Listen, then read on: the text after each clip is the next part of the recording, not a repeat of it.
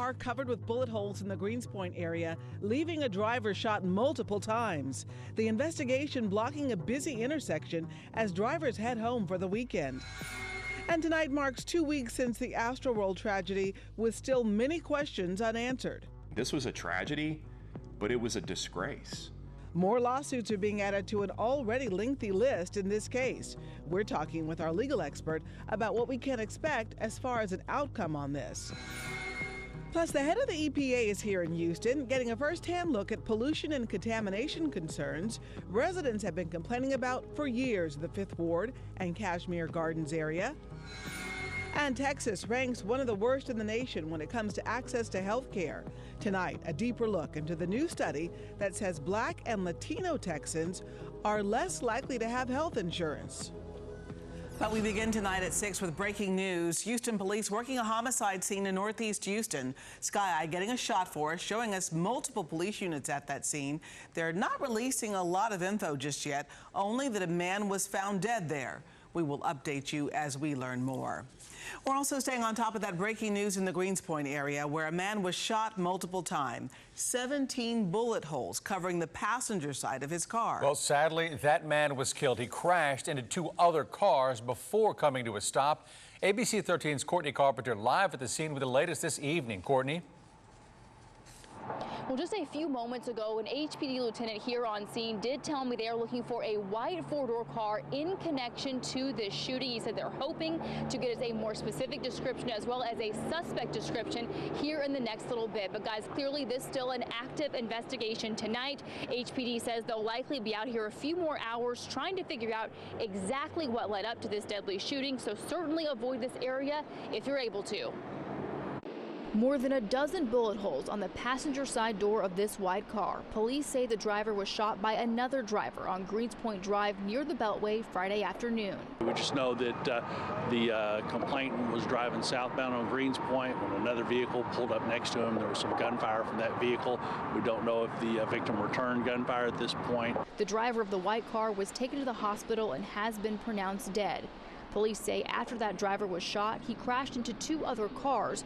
One woman was taken to the hospital and is expected to be okay. The investigation into who did this and why is still ongoing. One man we spoke to says he was near the intersection when it all happened and heard the gunshots. I was on my lunch break and I was coming around this curve right here, and I heard some gunshots, probably about 10 gunshots, maybe a little bit more than 10 gunshots. And when I looked around, I seen a white car coming. Looked like the person that was driving the car, he was hunched over the seat, and the impact happened about 100 feet from me. Courtney Carpenter, ABC 13, Eyewitness News. And today marks 2 weeks from the tragedy at the Astroworld Festival. At this point, on November 5th, no one had any idea of the chaos that would ensue. 10 people lost their lives from the injuries sustained at that festival. Sky 13 was back over NRG Park this afternoon. The stage still there, and it basically looks the same as it did days ago. ABC 13's Micah Hatfield is here in our studio now with the latest. Micah? So far, 177 lawsuits have been filed in Harris County in response to the Astroworld Festival. 3 today alone.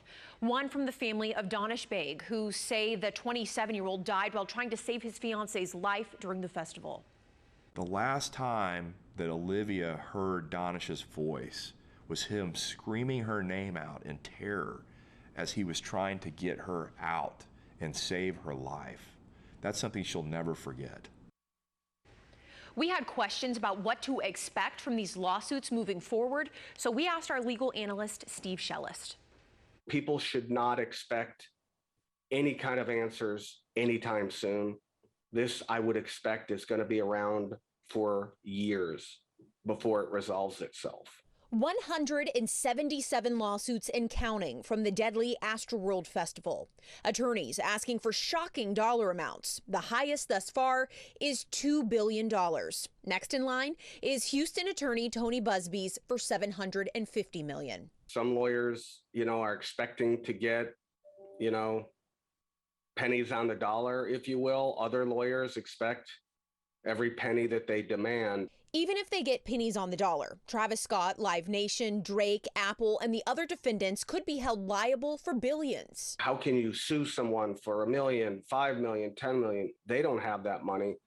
This is exactly why people carry insurance policies. With so many lawsuits, ABC13's legal analyst Steve Shellist says he would not be surprised if they're consolidated into an MDL, which stands for multi-district litigation.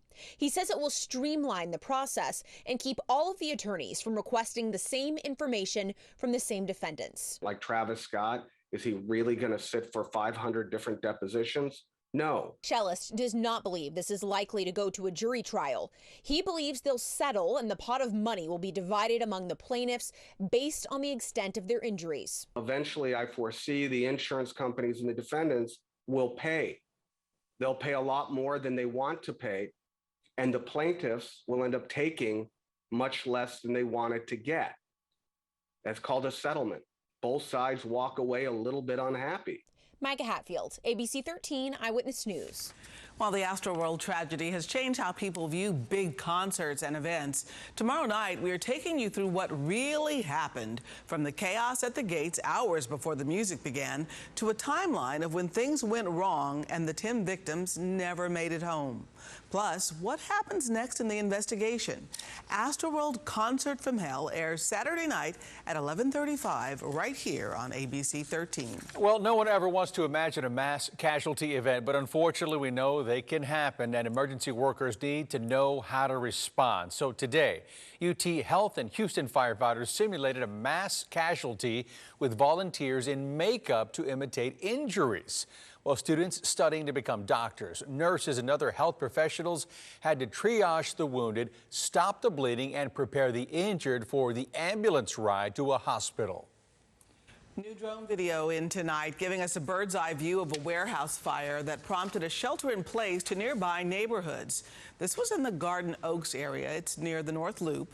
Firefighters working this as a 3-alarm blaze. No word yet, though, on what was burning or how that fire began. That shelter in place was lifted this afternoon.